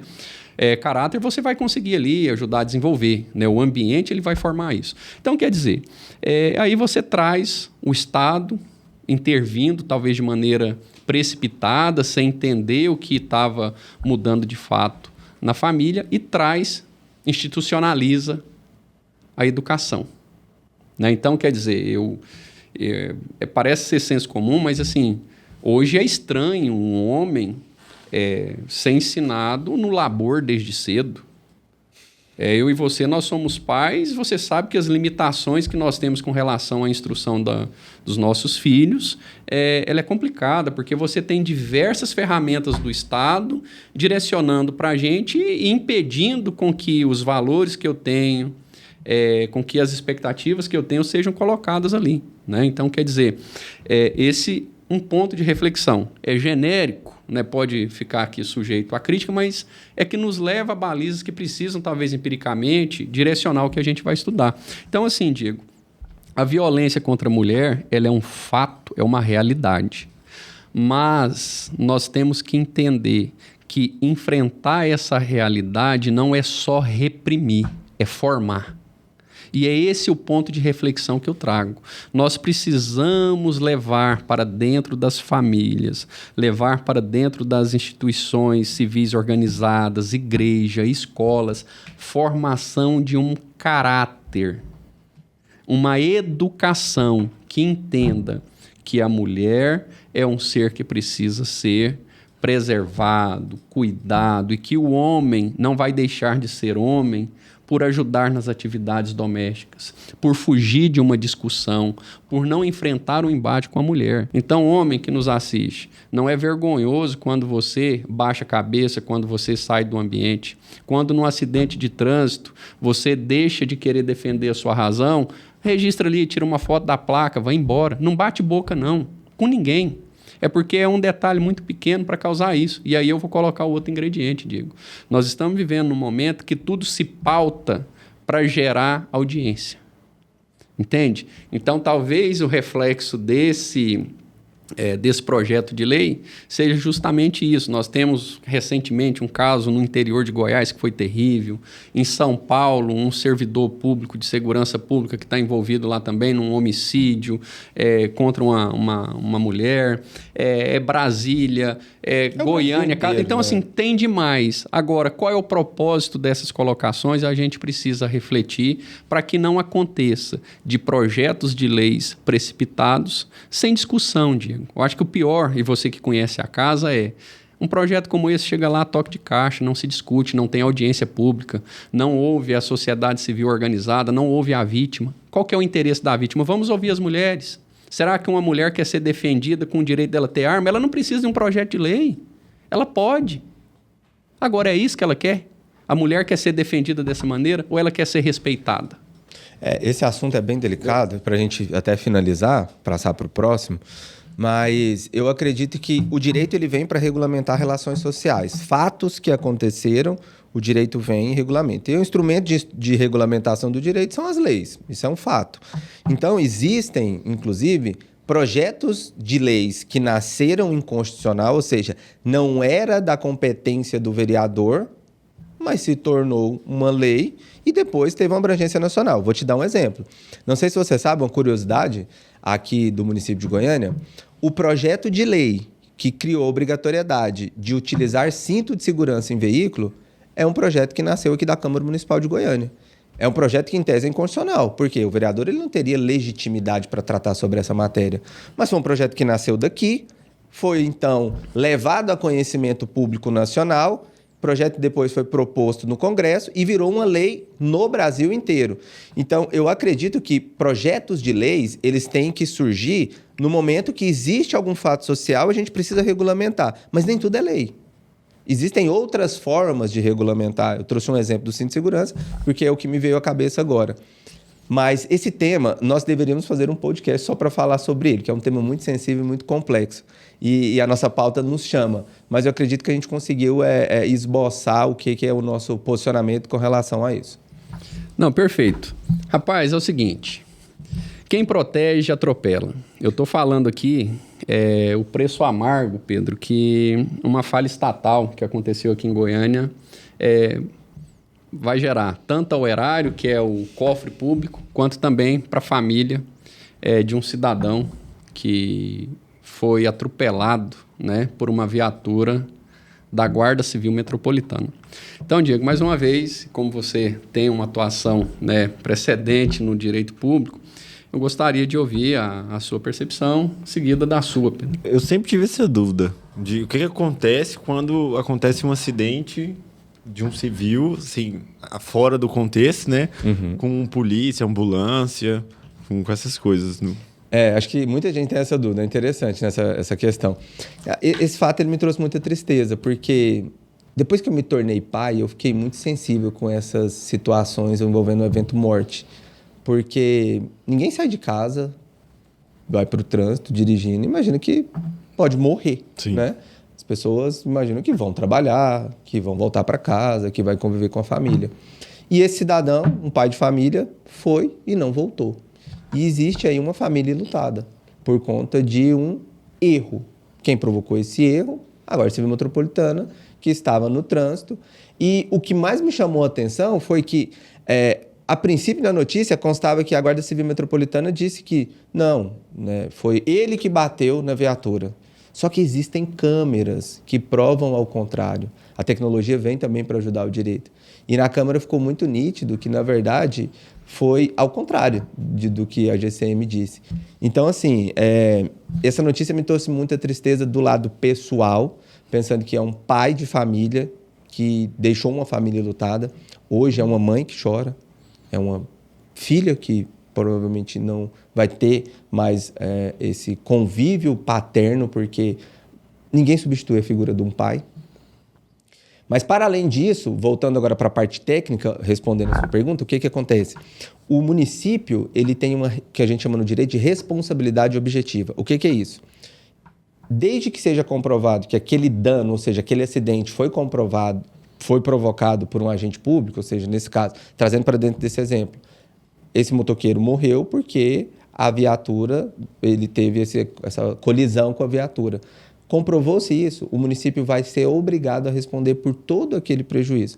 Então, se fosse numa viatura, se fosse numa ambulância, qualquer instrumento que fosse utilizado, teve o evento, teve um prejuízo e esse dano, então, deve ser indenizado pelo município, que é o que a gente chama de irresponsabilidade objetiva. Foi sem querer, pouco importa. Teve o dano, o município vai responder. Então, assim, o que existe para além disso é o direito de regresso, ou seja, o município vai ter que indenizar essa família, fatalmente, porque essa família eu imagino que vai entrar com a ação, e aí o município vai ter que pagar essa indenização, mas depois disso o município pode entrar com a ação contra os guardas civis metropolitanos que estavam dirigindo aquele veículo, então falar, olha, eu, município, paguei X valor para aquela família. Agora, como você foi o provocador do dano, eu quero que você me restitua esse valor, que é o que a gente chama de direito de regresso, entendeu? Então, respondendo a sua pergunta, que eu imagino que pode ser a sua pergunta também que está nos assistindo, é responsabilidade objetiva. Comprovou-se que o dano foi provocado pela administração pública, vai responder. É um fato lamentável, né? Eu acho que eu não vejo ali um dolo do agente que conduzia a viatura, mas pelas imagens fica claro que foi uma irresponsabilidade, uma imprudência muito grande no trânsito. Então chora duas famílias, né? A família que está enlutada, que perdeu um ente querido, que certamente era o provedor do lar, e ali devassa o coração de uma companheira ou de um filho, não sei ali qual que era a realidade dele. E por outro lado também expõe aquele agente ali e a sua família a uma situação também de lidar, né, com isso. Agora, o fato é que, disso, Diego, eu acompanhei um pouco da história da Guarda Municipal e a Guarda, a instituição, lutou muito para ter essa posição institucional de policiamento, né, de deixar, ampliar, na verdade, o conceito de bens públicos para poder exercer a sua atividade. Só que esse é um ponto que a gente precisa refletir. Será que esses agentes estão recebendo, por parte da administração, o cuidado necessário no investimento em qualificação, em como conduzir um veículo, a responsabilidade no deslocamento para atender uma ocorrência? Porque me parece que o que foi feito ali era uma pessoa que não entendia, né, de uma condução ostensiva, né? E agora, a prefeitura precisa, a instituição Guarda Municipal precisa ter transparência com a sociedade. É dizer o que está sendo feito, apurar as circunstâncias, porque o relato que foi feito não condiz com a verdade. A nota só vem alterar depois que tiveram acesso, né, divulgar as filmagens. Então, assim, eu sinto muito, né, pela perda da família e a gente espera que a administração, a gestão da Guarda Municipal tenha transparência na apuração de responsabilidade e que o erário possa, né, lógico que vai, Pedro, responder. Então, essa família, provavelmente já orientada por advogados, deve estar adotando as medidas possíveis, né? Então, aquela família, pelo que eu vi, ele trabalhava, né, Diego? Então, tem direito ali de receber uma indenização por aquilo que ele vai deixar de receber. Tem também a indenização pela perda daquele ente e tem uma corrente aí também que defende, né, Diego? Inclusive até o dano moral estético pelo impacto que possa ter causado ali no corpo, né, do cidadão que se foi. Mas isso aí é conversa para uma outra hora. O fato é que a família, né, tem aí o direito a essa recomposição e o erário responde por isso e não pode ficar nesse prejuízo devido a uma ação irresponsável de quem conduzia ali aquela viatura. E para a gente concluir, Rodolfo, um fato interessante sobre isso é porque, assim, quanto que vale uma vida, Pedro? Exatamente. Quando eu te fiz a pergunta, foi pensando, por exemplo, assim, sei lá, eu tô no trânsito, a ambulância bate no meu carro.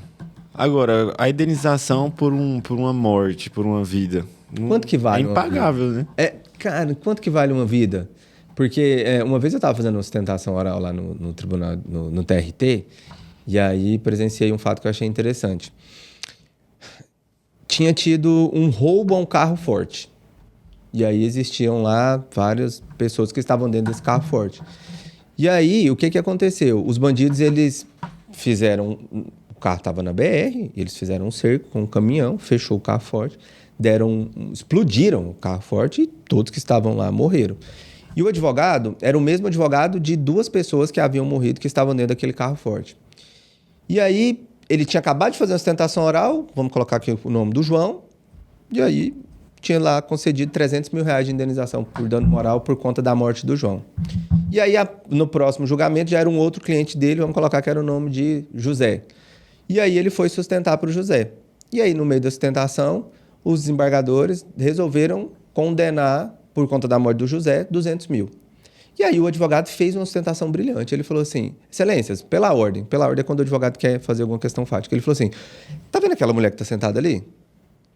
É a esposa do José. Tá vendo aquela mulher que está sentada ali? É a mãe.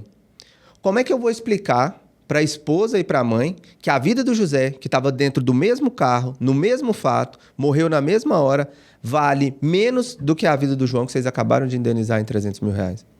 Então, aquela pergunta me pegou muito porque, na condição de julgador, eu tive empatia, tentando me colocar na condição de julgador, na pele dos desembargadores. Qual que é o parâmetro que você mede uma vida? Por que o João valia 300 e o José valia 200? E aí eu me coloquei também na pele da mãe, da esposa. Por que a vida do José vale? De onde que foi o parâmetro? Por que chegou em 200? Então, assim, quanto que vale uma vida? Hoje não tem essa resposta. Isso fica ao critério dos julgadores a partir de cada caso. Então, tem casos de condenações de 100 mil, 200 mil, 300 mil. O Rodolfo já deve ter visto algo nesse sentido também, deve ter a sua própria opinião. Eu, para te falar a verdade, eu não sei quantificar quanto que vale uma vida. Por quê? Porque só quem perde sabe o valor de uma vida. E se eu chegasse para aquela mãe e para aquela esposa e perguntasse quanto que a senhora acha que vale a vida do seu filho? Ela ia me responder, dinheiro nenhum. Porque nada vai trazer a vida do filho dela de volta. Sim. Poderia dar o dinheiro que fosse para aquela esposa. Para ela não fazer sentido. Ela preferia ser pobre com ele do que ter milhões na conta sem ele. Então, assim, é uma pergunta que o judiciário, eu vejo que o judiciário tem uma dificuldade muito grande e o advogado tem essa missão de explicar para o cliente que a vida daquele ente querido vai depender do entendimento de um juiz. Avaliar monetariamente a perda é um grande desafio e, infelizmente, o Brasil acho que está muito atrasado na discussão da quantificação indenizatória, né? Nesses casos, a gente tem sempre 2 premissas que eu acho ela bastante odiosa. O enriquecimento sem causa, muitas vezes transformado ali num enriquecimento ilícito, ou no menor esforço, no oferimento da riqueza, né? Que é sempre as balizas que você vê ali direcionar as decisões do Poder Judiciário. E isso, Pedro, é um problema prático, né? Porque você pode ter pessoas com a mesma posição social participando do mesmo evento, sendo avaliadas de maneiras diferentes e não há parâmetro.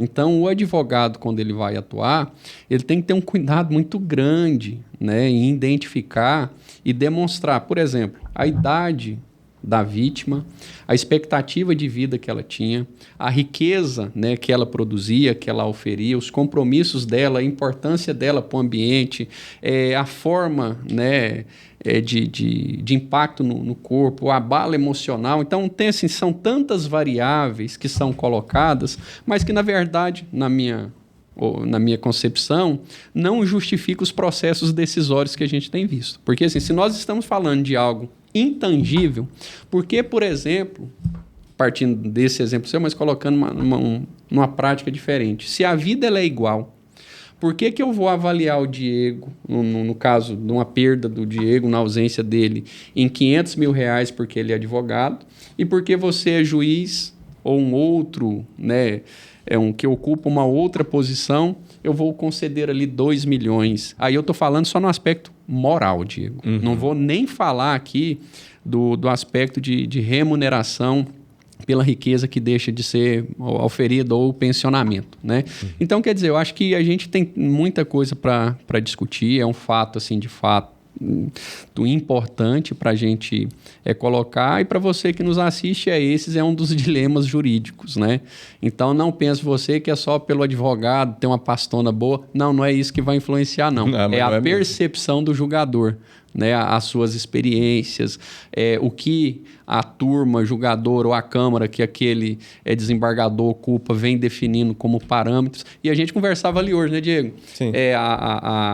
Como estabelecer o dano moral em outras coisas, a gente percebe que parece que estão chegando à conclusão que é necessário começar a estabelecer valores que alterem comportamentos, né? Que é o caráter pedagógico. Exatamente. Então, um caráter pedagógico precisa, de fato, ser priorizado, mesmo que cause um enriquecimento do outro. E né? tudo isso é o que a lei não diz, mas a vida impõe. Né? Exatamente. Muito bem. Agora é a hora que a gente, Pedro, fofoca. É uma hora boa. O Diego não gosta de fofoca, viu? Ele passa, assim, o período que antecede o programa, vendo qualquer site aí que traz notícia que fala mal de alguém. Cara, mas morar no Brasil é muito aqui. fácil. É toda hora, né, Diego? É toda hora, todo momento, todo minuto tem uma fofoca, né? E o que gera repercussão, o que gera debate, é a fofoca. Por isso que nós criamos esse quadro que se chama... E a primeira notícia, ela bate direto na OAB. Os advogados, como sempre, não poderiam ficar de fora. Quem ensina a lei viola a vida. Diego, um advogado na região sul do Brasil, foi preso recentemente, denunciado, Pedro, mais uma vez, por violência doméstica. Você quer comentar isso? Vou comentar brevemente, porque... Você vai? Eu vou ter que falar, não vai ter jeito. Você quer falar mal? Cara, o que acontece?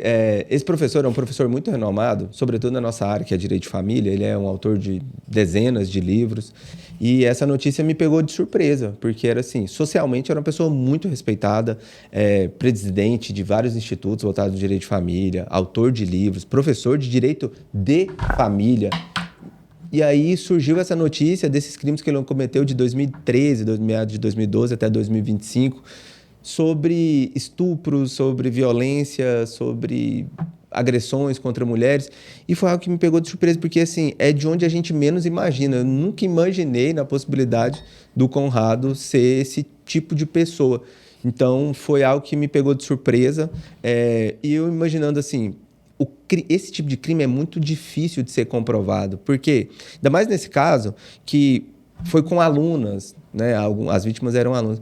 Como que você, enquanto aluna, vai denunciar um professor de direito que é uma pessoa extremamente relevante socialmente no mundo jurídico? Acho que as mulheres pensavam assim, não vai adiantar eu denunciar. Quem sou eu, a aluna, perto de um professor renomado, autor de livro, que conhece, que tem trânsito livre nos tribunais.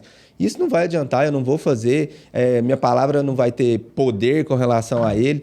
Então, assim, foi algo muito triste e quem deveria, que é o operador do direito, o cara que conhece da lei, que é, em tese, quem deveria defender, está provocando essa agressão. Então, assim, é uma notícia muito triste, né? Eu acho que você também tem o mesmo sentimento, né, Rodolfo? Não, eu acho que esse fato demonstra que violência contra a mulher não tem classe social, né? Ela pode ser praticada pelo pobre, pelo rico, pelo preto, pelo branco, e isso nos coloca, talvez reforce o que eu falei antes, nós temos que ter a consciência de que é preciso formar na educação.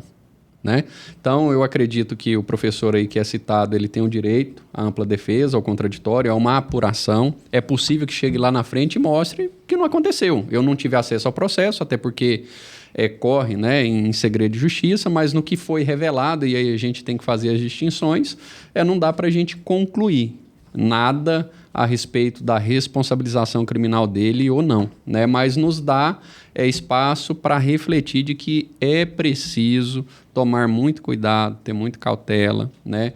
Para não sair de uma posição, Diego, que te coloque como autor de um delito tão odioso pela nossa sociedade. Eu tenho assim, Pedro, que separa um homem bom de um homem mau é uma linha muito tênue, né? Então, quer dizer, a gente não sabe o contexto ali do que aconteceu, mas, de fato, agora, uma pessoa que tinha uma reputação profissional nacional é colocada numa situação de exposição. Você gostaria de falar sobre esse ponto? Cara, não. Eu não tenho muito a agregar. É praticamente a mesma coisa que eu falei anteriormente, né? É difícil ser mulher e depois dessa agressão, você voltar a viver bem. Então, acho que o que você falou, eu também concordo, está muito mais ligado à causa do que um combate pós o que aconteceu. Esse ponto é interessante, só para a gente concluir, tem 2 elementos ainda. Cara, a imagem da mulher, porque a mulher fica com receio de se expor também, né? Mas eu vou lá, vou denunciar, todo mundo vai saber que aconteceu isso comigo. E outro ponto, você, que é a mulher que está nos assistindo, esse tipo de denúncia, ele pode ser feito até mesmo de forma virtual. Então, se você tem dificuldade, tem medo, receio, entra no site da Polícia Civil do seu estado, pode fazer essa denúncia e a investigação vai correr totalmente sob sigilo e você vai estar resguardado. Tem um canal telefônico 180, né? Diz que denúncia é nacional e pode ser utilizado, então não deixe de denunciar, né? Perfeito. Diego, tem um caso que me chamou bastante atenção que eu quero repercutir ele aqui, que é o preço de uma carteirada, Diego. Eu não sei se vocês acompanharam, mas é notícia nacional em alguns canais. É o caso de uma pessoa aqui do estado de Goiás que usava a posição profissional da mãe para praticar possíveis golpes, né, no setor agropecuário, na compra e venda de gado. Né? Então, esse caso eu vou comentar ele porque assim, envolve uma promotora de justiça aqui do estado que tem uma atuação profissional e institucional de muita respeitabilidade. E me chamou a atenção nesse caso como operador do direito, eu não estou isentando aqui o filho, né? Mas é a irresponsabilidade de quem noticia os fatos, responsabilizar alguém, criar um nexo, simplesmente pelo vínculo, Pedro, emocional e genético, vínculo de sangue, porque não tem nada, Diego, eu pude ler o processo que está sendo apurado esse evento, não tem nada que ligue à promotora, mas o dano causado à reputação dela está sendo terrível. Então, esse caso me chamou a atenção, não é porque é triste para uma pessoa que zela pela aplicação da lei ser açoitada, né, publicamente por descobrir algo tão pesado atribuído ao filho e saber que o filho dava carteirada em nome dela, né? Mas isso não implica você criar uma responsabilidade de uma mãe por ato de uma pessoa civilmente capaz e responsável pelos seus atos.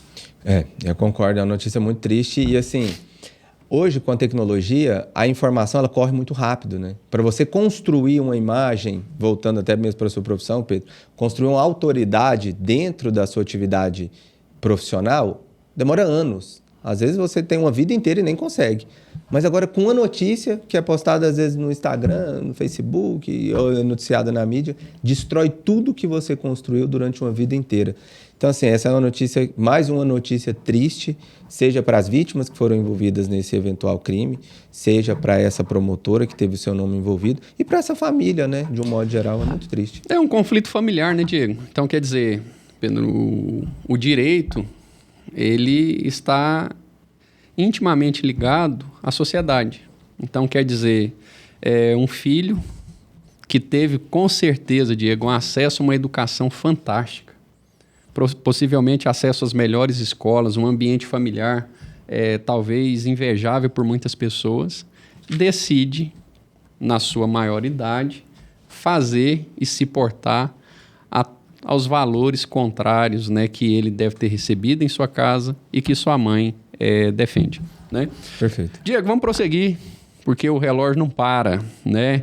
E para você que nos acompanha aí, é chegado o momento do Sem Nome, Sem Nó.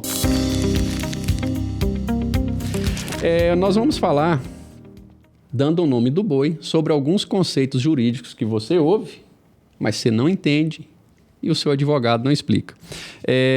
Diego, eu trouxe um que é muito comum no nosso dia a dia, né? Que é a audiência de instrução e julgamento. Esse nomão, explica para nós. Ele é grande, mas é ele é simples. Eu vou resumir. Para você que nos assiste, é o momento que o juiz vai te atender. Simples. Gostei. É o momento em que ele vai saber das pessoas que são envolvidas, ele vai conversar, ele vai pessoalizar. Porque o nosso processo hoje é todo em papel. Muitas vezes, Pedro, você não vê o juiz. Então, é como nós estamos aqui. O juiz vai estar ali do outro lado, o autor vai estar de um lado, o réu de outro. nós vamos trazer ali as testemunhas e o juiz vai ter essa pessoalidade, ele vai poder estar presente e perceber a linguagem informal, né, o que o corpo, né, não expressa em palavra. Então, a audiência de instrução e julgamento é isso. Então, é um ato muito importante, seja no processo civil, seja lá no processo penal, ainda mais, né, Diego? Sim. Então, assim, é o tira-teima. Legal. Muito Será que boa eu consegui explicar? Eu entendi. Você entendeu? Eu gostei. Entendeu, Pedro? Sim. Legal. Então tá bom. Então foi importante. E qual que é o seu, Diego? Eu vou falar sobre prescrição. Ah, não, que nome feio. Ah, não, mas é um nome que eu fiz, antes de vir aqui, eu fiz uma pesquisa empírica, que eu sou bom de fazer pesquisa empírica. E aí eu disse, cara, quais são os nomes que as pessoas têm dificuldade? Porque tem muito nome no direito que é difícil, assim como no visagismo devem ter nomes difíceis que quem não é da área ouve e não entende. Na medicina tem, no direito também tem. E prescrição é um nome que eu pude perceber que as pessoas têm dificuldade de entender o que é. Embora o senso comum imagine o que seja, mas a maioria das pessoas tem dificuldade de entender o que é. E para você que está nos assistindo, o que é prescrição? Nada mais é do que a perca do direito de ação. O que é isso, Diego? Nós temos um termo no direito, o Rodolfo conhece bem, é aquele que fala assim, o direito não socorre aos que dormem. Ou seja, tudo dentro do direito tem um prazo. E você precisa respeitar aquele prazo para você ter o seu direito resguardado.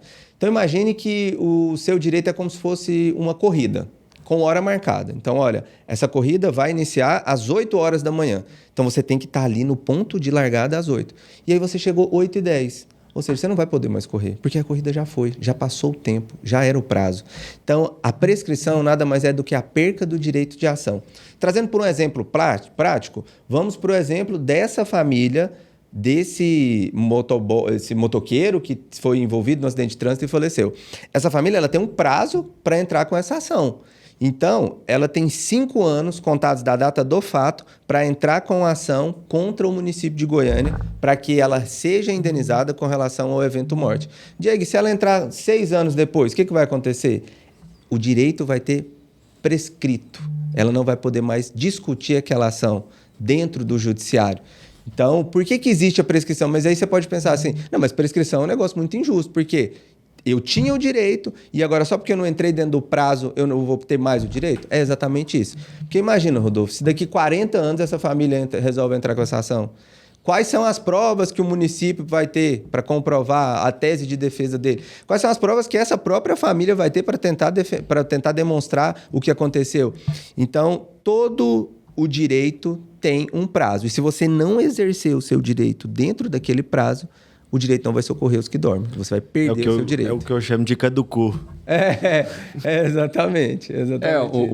É o seguinte, a grande questão, acho que da prescrição é que nós precisamos de segurança jurídica, de estabilidade social, né? Então, quer dizer, você não pode também deixar ao alvedrio, né, ou a mera liberalidade de quem foi vítima escolher um momento muito longo no tempo, né? Então, por isso que é importante, se você aconteceu uma situação contigo aí, você está refletindo muito, dá uma olhadinha, consulte um advogado, porque senão você pode perder a oportunidade de pleitear um direito que é seu, né? Perfeito. Muito bem, Pedro, eu não vou deixar você de fora, não. Eu quero entender que você me explica, que eu sou leigo, o que é um lunetier?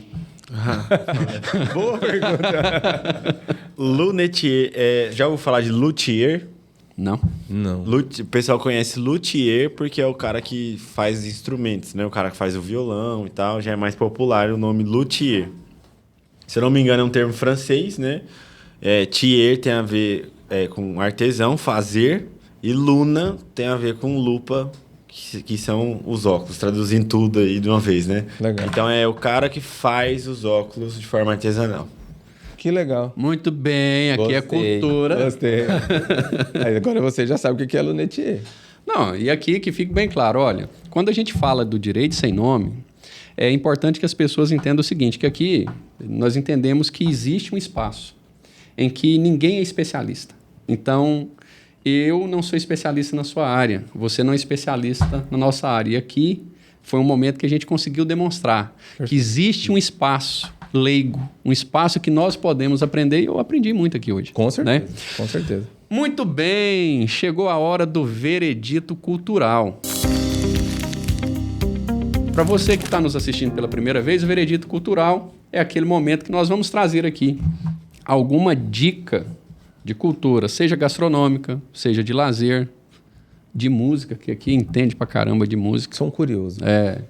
E levar para você essa dica para que você, quem sabe, ache interessante e possa também ter algo aí para você se entreter.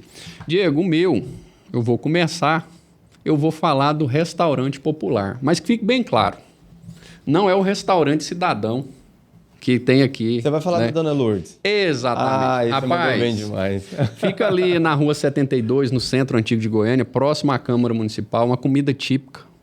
É um ambiente rústico, mas um ambiente muito acolhedor.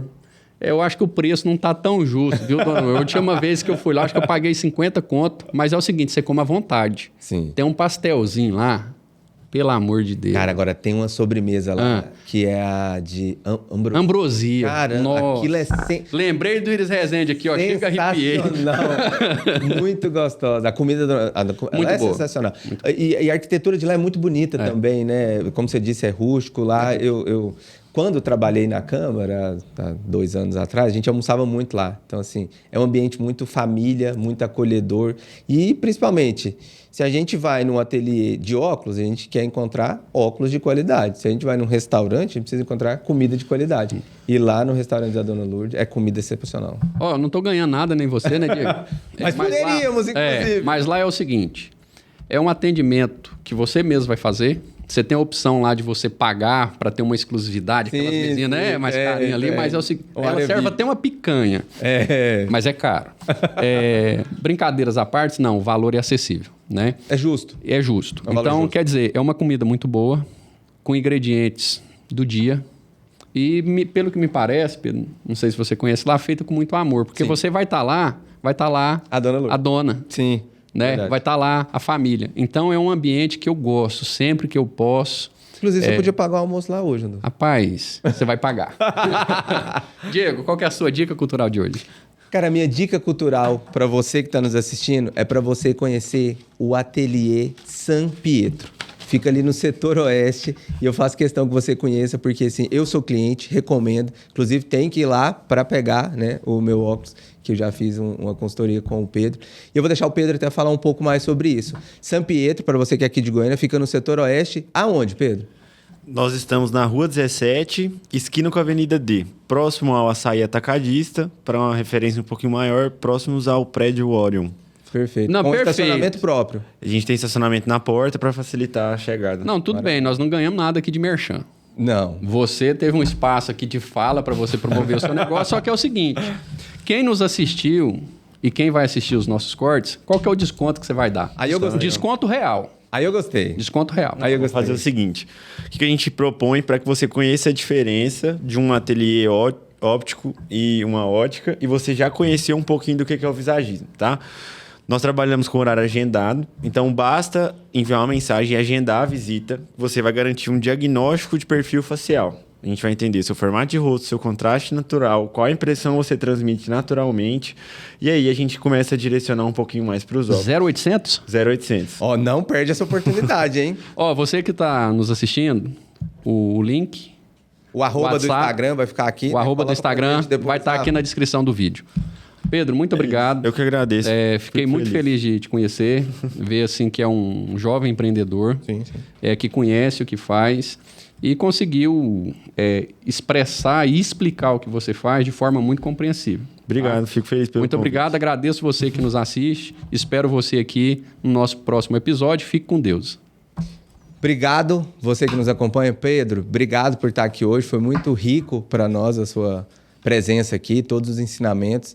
Eu agora, a partir de hoje, passo a ver o certo é os óculos ou óculos? Como que é o Os certo? óculos. Os óculos. Isso. Mesmo sendo um só, é os Isso. óculos. Beleza, então agora a partir de hoje eu passo a ver os óculos com outros olhos e acredito que você que também está nos assistindo vai ficar com essa impressão. Conheça a San Pietro, o Pedro vai deixar também aqui, a gente vai deixar o arroba dele aqui para você conhecer mais um pouco do seu trabalho e eu fico muito feliz. Obrigado e você está com a palavra para fazer as considerações finais. Bom, fico muito feliz pelo convite. Tenho muitos clientes advogados, imagino que vão ter muitos me assistindo aqui também. E fico feliz de poder compartilhar essa experiência do visagismo, entender um pouco mais sobre direitos também e perceber que todas as áreas são possíveis a gente fazer essa junção aí para ter melhores resultados e divulgar mais cada um no caso de vocês, dos termos de direito, que seriam curiosidades que eu mesmo, às vezes, não chegaria a uma conclusão de que eu tenho essa curiosidade, mas vocês acenderam um foguinho aí, e eu espero ter feito o mesmo com todo mundo que assistiu, pensando nos óculos. Maravilha. Este é o nosso podcast Direito Sem Nome, para falar tudo aquilo que a lei não diz, mas a vida impõe. Siga a gente aqui nos nossos canais, curta, compartilhe e até a próxima. Um grande abraço.